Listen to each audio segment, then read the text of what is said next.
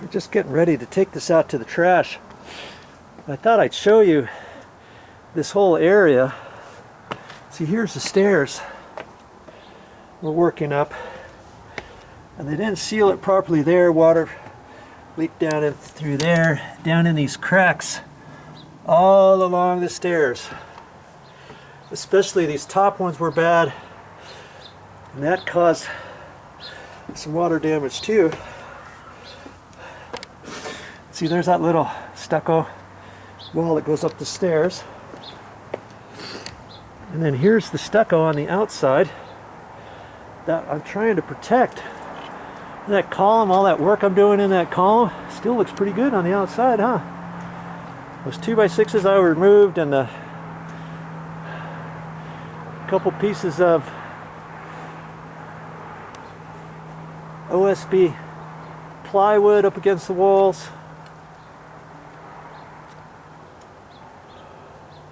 Trying to be careful with that so I don't crack it or anything. See, there's a big huge crack right there. Look at that. That's where this wall tied in. They didn't really do it very well, did they? Water seeped down through there on the inside of that, on the back side, but this is stucco going all the way down, so even if water did get in there, it goes all the way down to the ground. But I'm still going to seal that as best I can.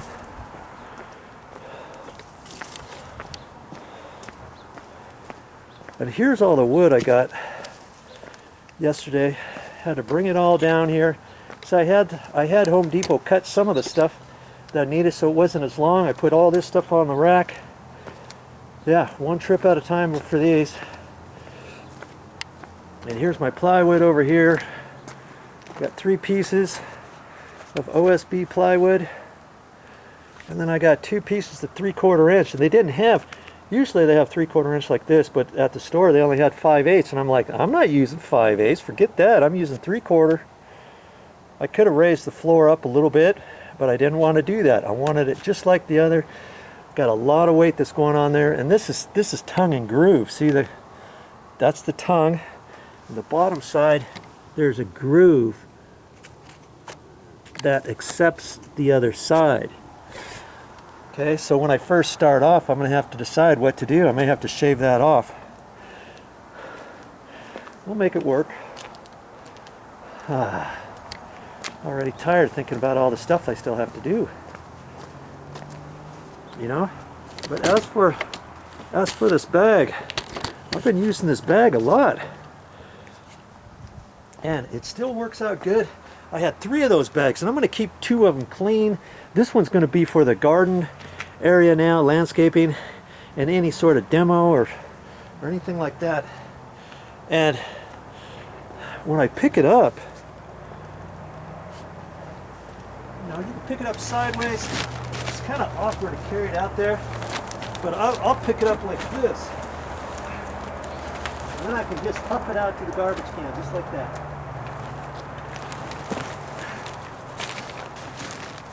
Okay. All right. I think I've shown you a few tips that you can do using this bag. I'm trying to be real careful with it, trying to make sure the nails are bent down so they don't start poking too many holes in it. But that stuff is strong. And it's all sewed in there nice and tight. These have not ripped out. It's not just regular plastic. It's that stuff that's got webbing back and forth on it all over the place. Okay. Here's something interesting I got at the store. It's track. It's called metal track. It's actually came 10 foot long, and I kind of just squeezed it together inside one another at the store because I didn't want to carry a 10-footer. I thought it'd be easier to carry 2 5-footers. And see, I used to build walls this way in commercial buildings. And this is your bottom plate, and then there's the top one that you attach to the T-bar, and then you put metal studs in there and screw it all in. Well, this is not structural material. Why did I get it? Well, I got it so that I can use it as brackets. And I can cut it. I can cut little pieces of it. You know, yay long. Cut that in half. And then I have an L bracket. One piece and another piece there. And I've got lots of places I can use that. Plus it's good to have around the house. I always need a little piece of sheet metal or a little L bracket or something like that, or for backing I can hold that back in there and screw it down. All kinds of stuff, and it didn't cost me very much. Usually it's at the back of the store. I got this at Home Depot.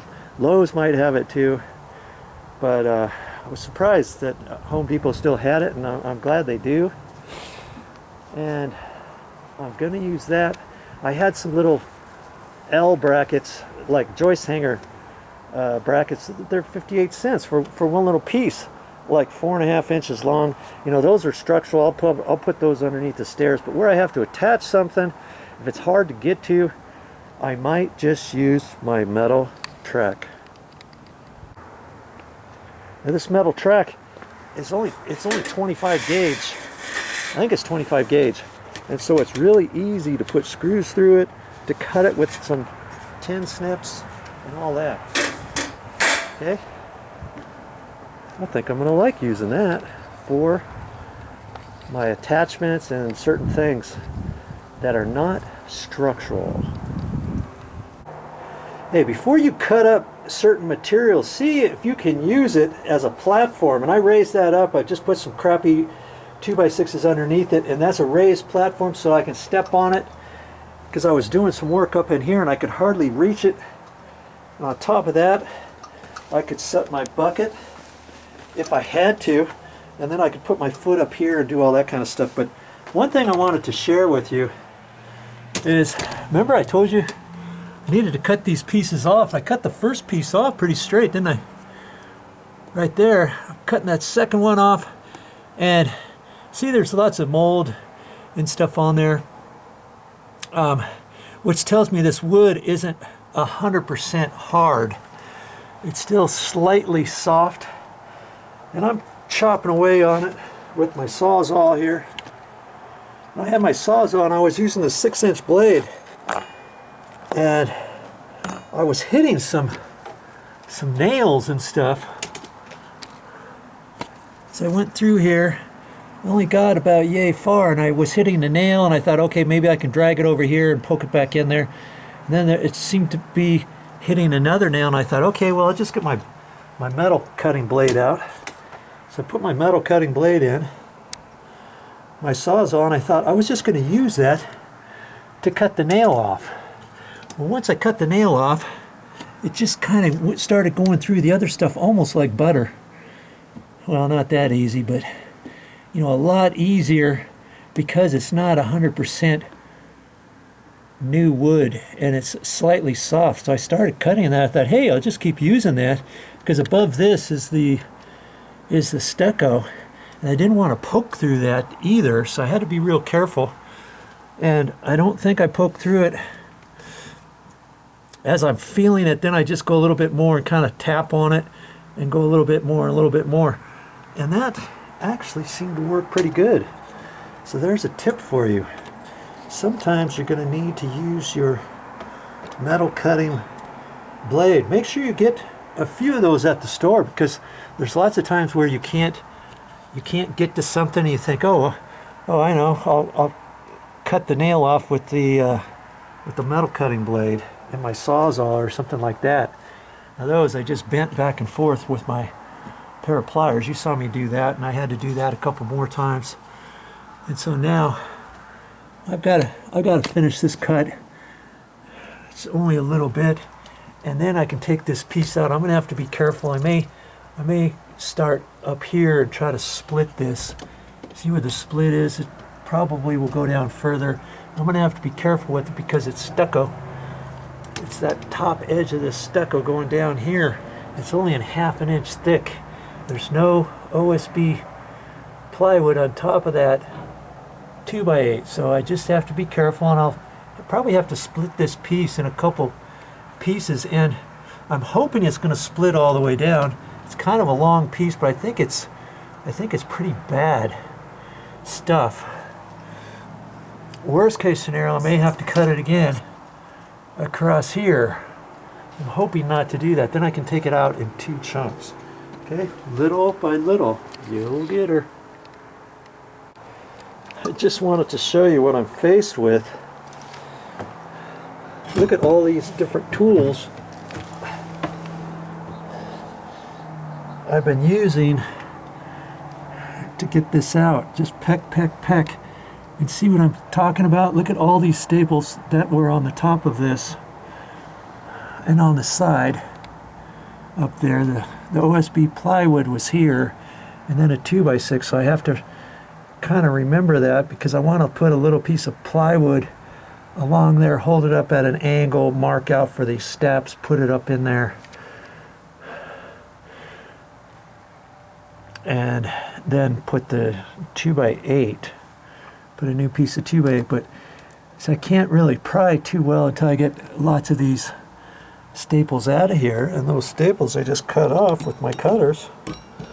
And I use all these things as wedges. My nail puller, I've been using that to take in there and try to shave this off about 3/4, so I've got it looking a little bit like that, so that then I can start pecking that with the backside of my hammer. Can't really get that up in there very well because all the staples, but you know, little by little I'll get it all the way down to there, and I'll show you that in a minute.